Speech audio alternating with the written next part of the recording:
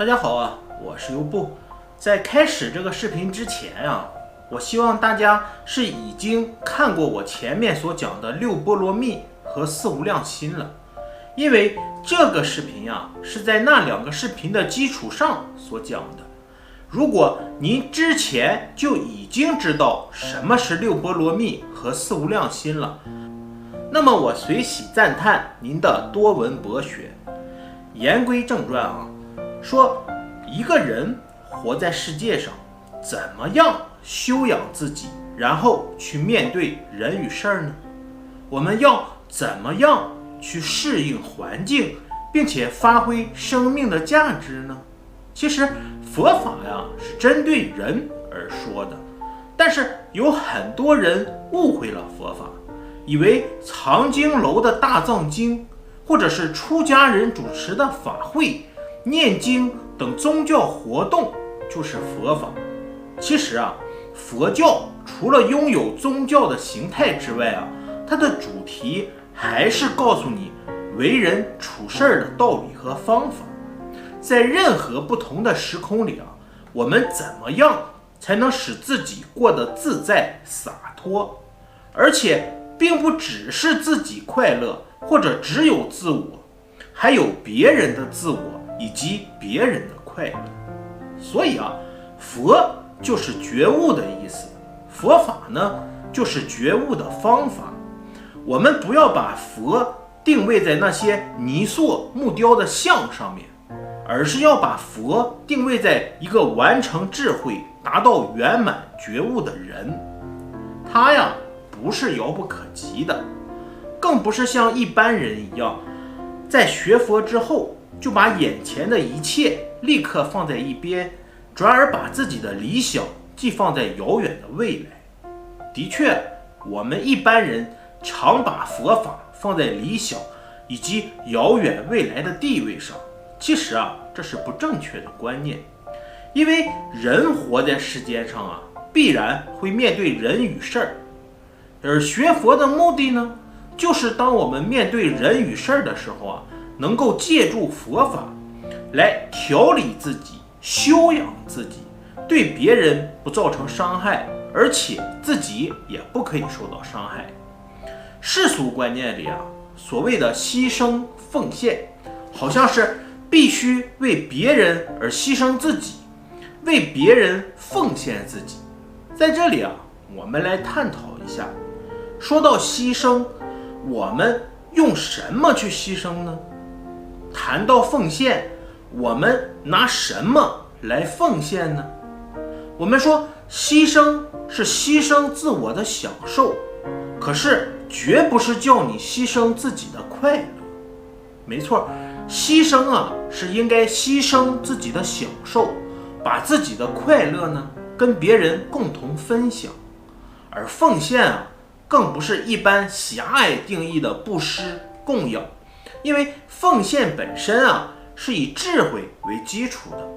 我们不管是什么阶层或者什么教育程度，任何行业的人都有他自己求生存的条件。可是以智慧而言啊，就不是人人都可以具备，而且能以之帮助人的了。所以佛法其实就是智慧之法。智慧呢，对人有什么样的帮助呢？佛教的说法是啊，你有智慧，你就可以觉悟。其实啊，那仅仅是一个概念。真正的问题是啊，要觉悟什么呢？我们为什么不能觉悟呢？我们啊，一定要把握这个重点。只要曾经接触过佛法的人都知道，人有无明烦恼。如果我们因为有无明、有烦恼而产生恐惧和害怕，那其实是不必要的。其实佛法呀，并不是把无明、把烦恼当成是令人恐惧或者害怕的东西，它呀是教你如何去面对无明，如何去面对烦恼，把不明了的予以明了了，使你的烦恼能够化解，从而不再烦恼。这才是佛法的效果和作用。在学佛的道路上人们往往会把现实的生活当成了敌人。学佛后求得佛法，想以佛法作为武器，然后用武器去对抗敌人。我们若是把佛法当成武器去消灭敌人，这与佛菩萨慈悲为怀的本意岂不是自相矛盾了吗？因此佛法其实是告诉我们，人有许多的不明了，即所谓的无明。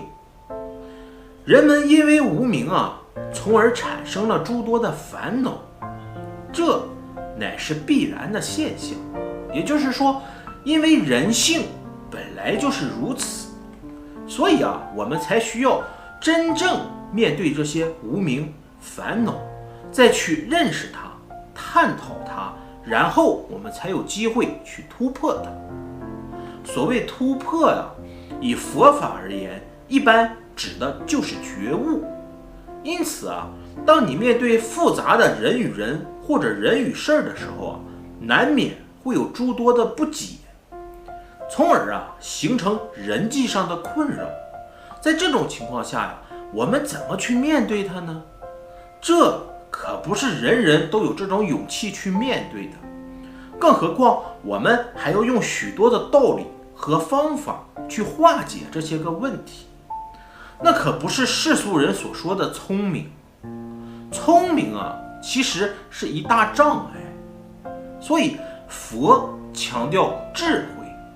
其实人活在世界上面对不同的人与人、人与事，在不同的时间时空里就必须具备各式各样不同的智慧。可能大家都会联想到说，你说的那么复杂，那么佛教究竟是以什么方式去面对这些问题呢？其实大部分人都知道佛教有84000法门。那么什么是84000法门呢？其实很简单，就是当你面对人与人或者人与事的时候，不管发生了什么样的问题，你有什么样的痛苦，什么样的困惑，什么样的苦恼，佛法都有不同的方法可以帮助你去化解。如果以学佛者的立场来谈觉悟这2个字，我们首先要知道，觉，我们是要觉些什么？悟，又是要悟些什么呢？就拿人和事的问题来说，世俗的方法是在问题发生之后，希望立刻找出一个答案。但是呢，佛法不是在找答案上面去下手。其实所谓的答案固然对你的问题可能暂时有个交代，可是往往那个答案还会衍生出问题，甚至答案的本身就是问题。佛法不是有了问题才去寻找答案，而是当问题发生了，要面对问题，去探讨蕴藏在问题背后一连串的为什么。所以佛法可以用另一种方式来诠释，也就是说，什么是佛法呢？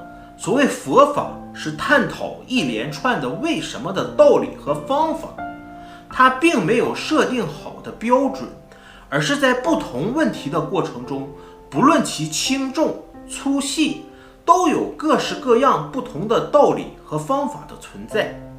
如果我们不能把握这一点，充其量我们学佛最多只能做一个佛教徒。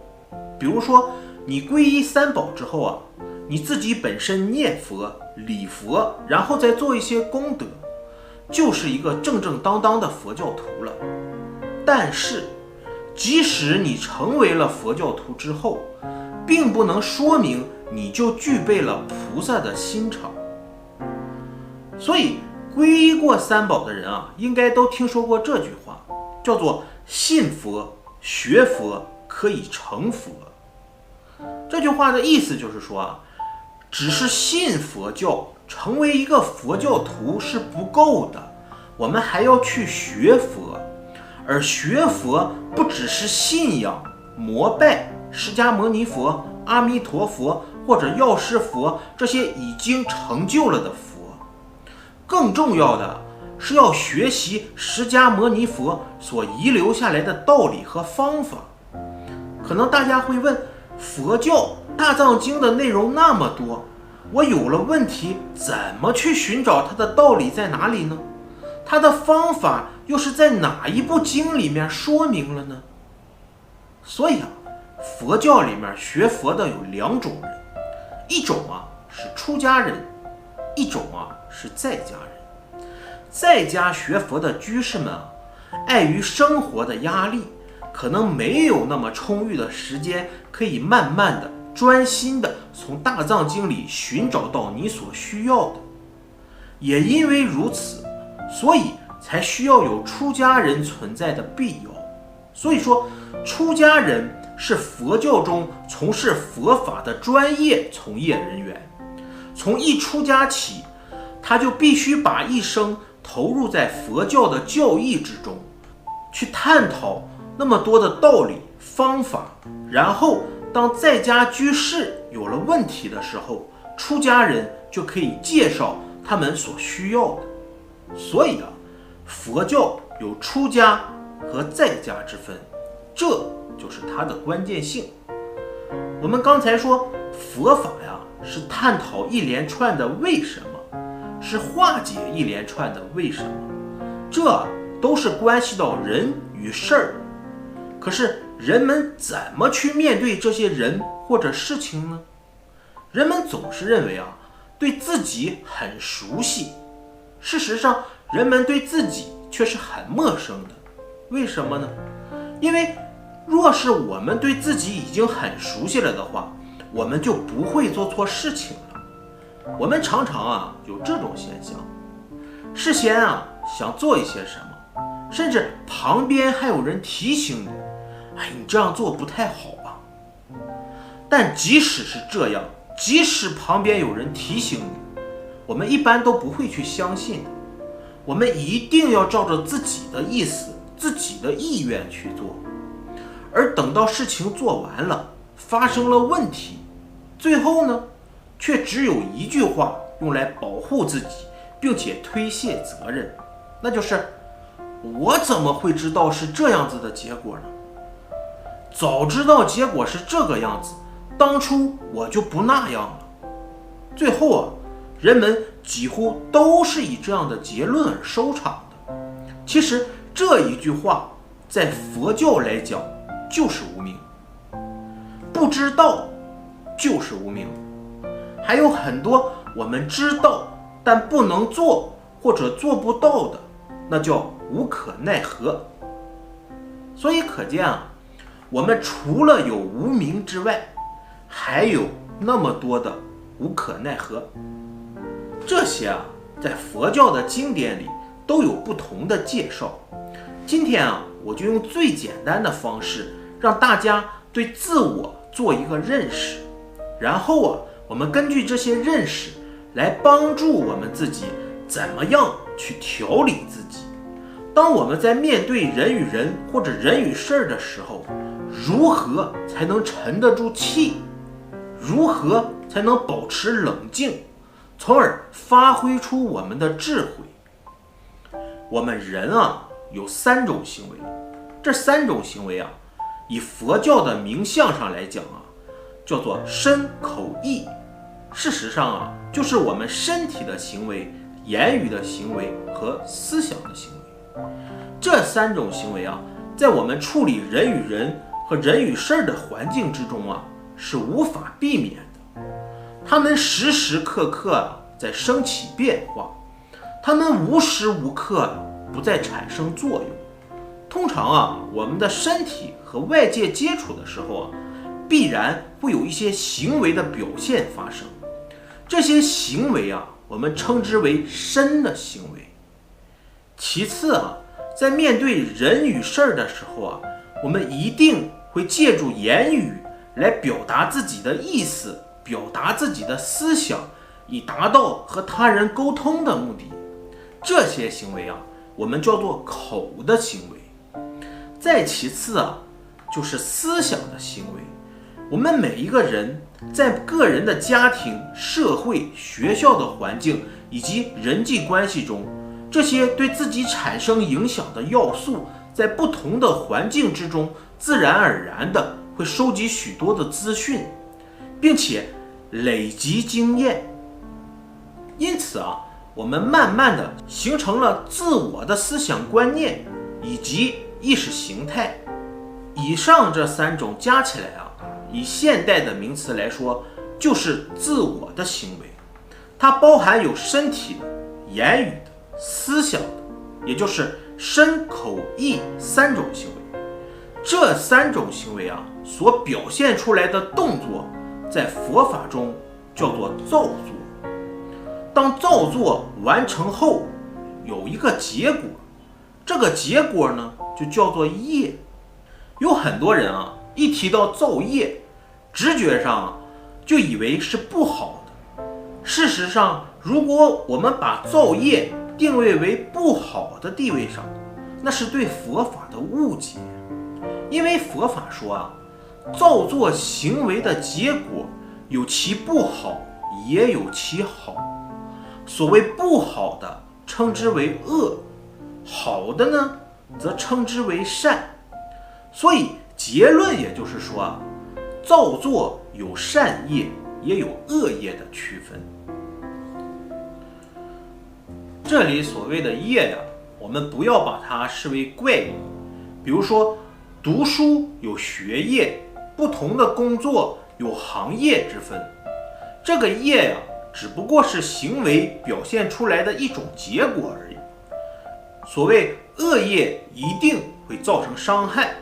佛法中所强调的伤害，不只是伤害别人，同样也是伤害自己。所以人的行为对别人以及对自己来说都是造业。如果造的是恶业，所形成的伤害就包含了对别人与对自己有关，它是彼此相应的关系。好的行为或者善的业也是如此。业除了有善有恶之外我们知道还有一些善恶分不清楚的，在佛法中叫做无记业。所以说人的行为离不开这3个基本形式，所以佛法才提出道理方法，告诉我们在身体、言语、思想上该怎么样去表现。这些表现除了以世俗的知识为基础之外当然就必须要有佛法的帮助。这些道理方法并不是佛陀发明的，而是本来具足的，只是我们没有到达那种智慧，不能够表现得那么完美美好罢了。所以佛法中包含了许多的道理方法，告诉我们如何从身体、言语、思想上面去做调整。当然大家也熟悉佛法的范畴。不管怎么样说总离不开戒、定、慧这3大类。戒就是约束你的行为，也就是对我们的身体、语言、思想有所约束。以世俗来说戒律就如同是游戏规则，它提出很多规矩法则用来约束我们的行为。而定呢，我们常常误认为是盘着腿闭着眼坐在那里一动不动。其实佛法不是这样说的。定简单的说就是当你面对人与事的时候你的身口意可能会造作会乱，而且几乎无法抑制。在那种会乱的时刻你能做到不乱，那就是定。而不是说没有什么事干坐在那里一动不动就表示有了定的修养，那看起来跟蜡像一样。而且人不可能像蜡像那样一天到晚都不动。因此因为人的身体、言语、思想整天在不断的进行行为表现，那是一个动的状态。而且在表现的时候一旦自己条件不够，或者知识经验不足，难免会更慌乱。有道是旁观者清，其实不是旁观者清，只是事不关己而已。这并不表示他有定力，一旦当他自己成为当事人，他也同样会乱。所以佛法提出定来帮助我们，让我们处在会乱的时刻而能够不乱。这个不乱就是定。其次呢是慧。世俗常把智慧2个字放在一起，但佛法中智和慧是分开的。智与慧在梵文中分别是舍那与般若。我们暂且不谈这些个名相，我们用普通人能够听得懂的话来说，所谓智就是知识经验。这些知识经验不限于哪个阶层范围，只要是专业的都包含在内。哪怕是一名环卫工人，那么他怎么样扫地，怎么样垃圾分类，都有其特有的知识经验。这些在佛法中肯定都属于智的一部分。而至于慧呢，就是运用你已经拥有的知识经验，并且发挥它的力量，其所得到的结果必须是有扰益性而且无害的，才叫做慧。所以智与慧是不同的，我们要有这种认知。其实佛法就是在世间里，佛法就在每一个人的身上，只是我们无法去把握以及运用它。佛陀说法是针对人而说法，因为人能够理解佛法。只是当我们自己一旦成为当事人，关系到自己以外的人与事儿的时候我们立即就会建立起相对的立场。什么相对的立场呢？其实就是所谓的是非、善恶、对错这样子的立场。智慧是人本来就具有的，佛法并没有在此之外另外创立一套东西，只是佛陀在人生的体验中，经过几十年艰难的修养所完成而得到的是如何将这些智慧，除了以智为基础，再怎么去运作这些智，使它发挥为有效性的利益或者力量。由此我们可以发现，佛法就是要以戒定慧来修养我们的身体、语言、思想的行为。戒是告诉我们约束自己，不造成侵犯。所谓侵犯，不只是伤害别人，也包括伤害自己。其次是定，定是告诉我们面对可能会乱的时刻，怎么样做到不乱。慧呢，是点明我们人会痴迷。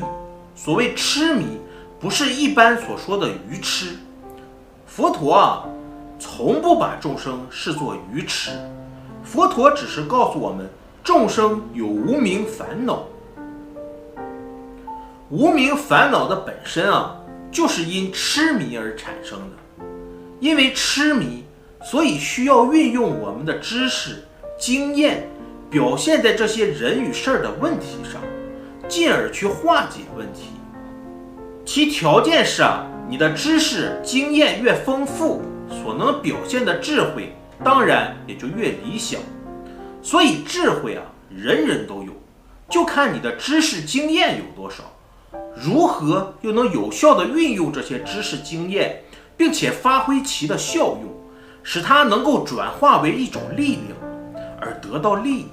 所以说佛法是以戒定慧这三无漏学来规范并且修养人的身体行为、语言行为以及思想行为。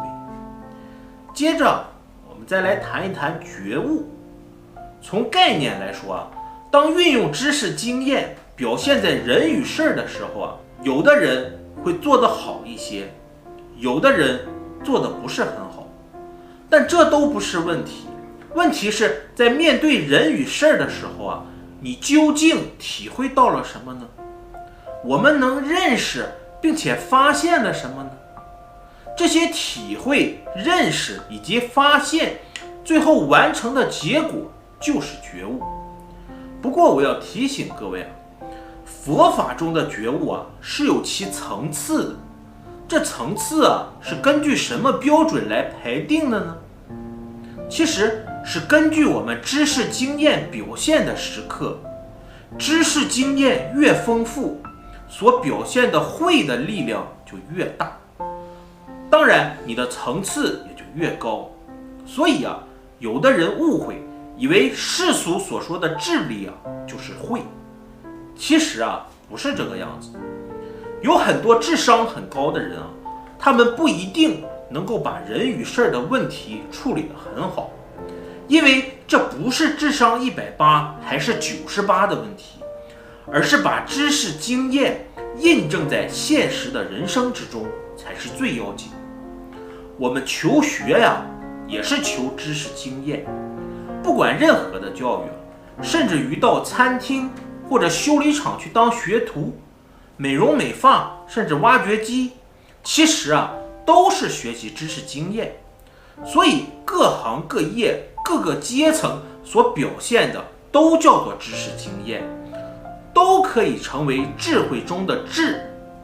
只是佛法提醒我们，谈到慧是要运用你的知识经验，发挥其力量，而且能得到利益，这才叫做慧。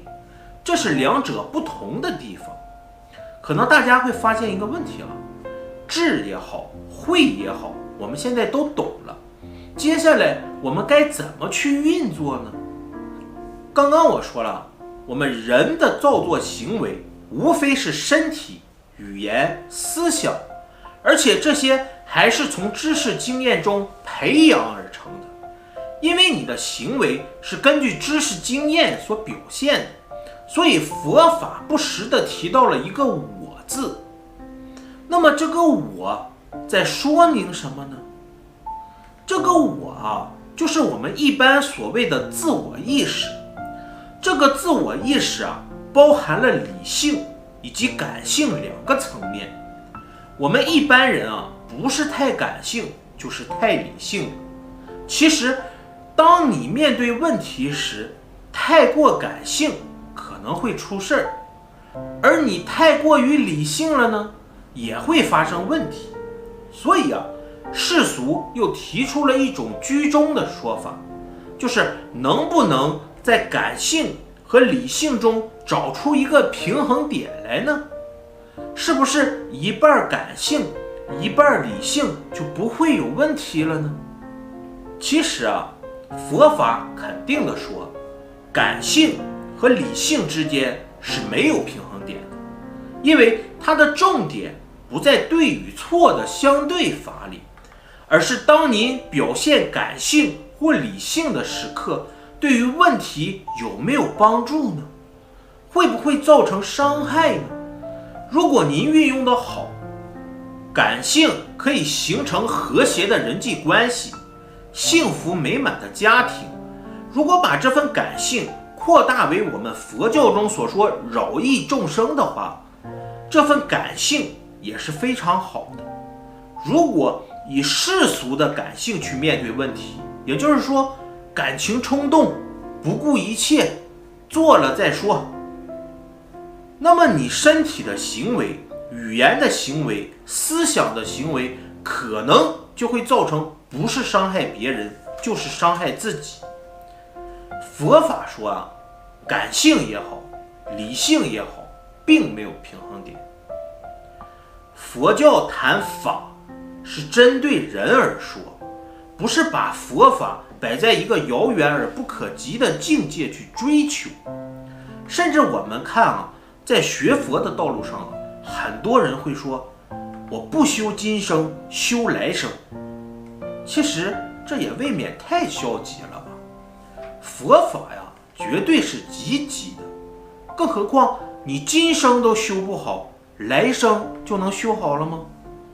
你今生过得不好，来生你就能把握得住吗？你就能过得好了吗？再说，来生往哪里去，你能把握吗？所以，我们真正能把握的是你的今生。在佛法中，把它分得很细。他说的今生是依时间来讲，有现在的，有过去的，有未来的。小至每一秒钟都会有现在、过去、未来。往大了说，可以大到这一生、前生甚至来生。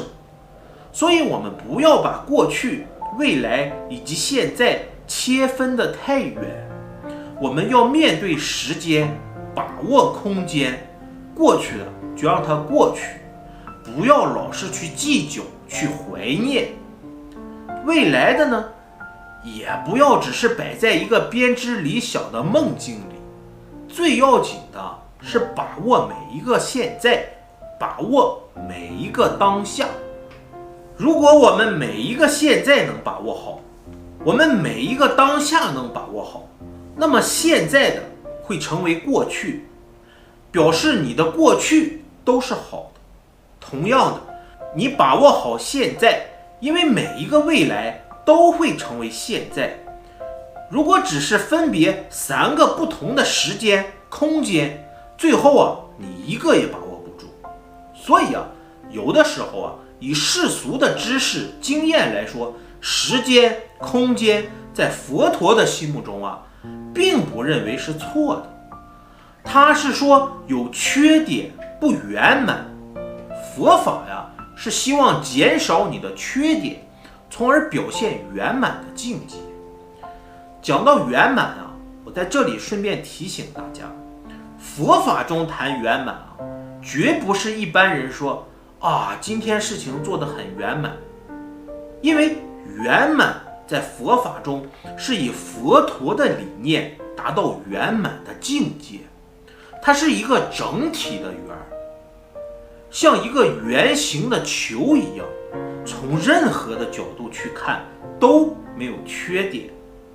除了这整体的圆，在佛陀的理念中是个理想的结果，可是他也不否定人能做到一些程度上的圆。这一些圆的概念根据佛法的观点，在此我举个例子，大家就会很容易理解。比如一个圆圆的西瓜，我们用刀一片一片的切下去，大家就看着它的圆是不是一样呢？肯定是不一样的，因为它有大有小。可是如果一个整体的圆离开了这种所谓周边的圆或者片面的圆，也不可能成为一个整体的圆。也就是说，整体的圆是来自不同大小平面的圆所组成的。所以佛法中谈觉悟必须是圆满的觉悟。我们可以发现一个问题觉是代表一个平面的圆，悟呢就是那些点与线组合成平面的圆。可是时下的佛教界尤其以禅来说法的人似乎认为开悟了就很了不起了。其实以一个平面的圆来讲，那也只是平面圆里面的一个点而已，没有什么特别了不起的。那么这个悟是什么现象呢？就像我刚刚所讲过的这些，你能体会一些什么呢？或者说你能从中认识并且了解了一些什么呢？或者说你发现了一些什么呢？其实这些都是悟，这些都可以累计组成不同平面的圆。我们一生中于身体的修养、语言的修养、思想的修养而完成不同的圆，最后把这些个圆组合起来，成为一个整体的圆，像一个球一样的圆，那才是真正的圆满，才是佛法中所谓的明妙圆觉。好的，谢谢大家，我是优步。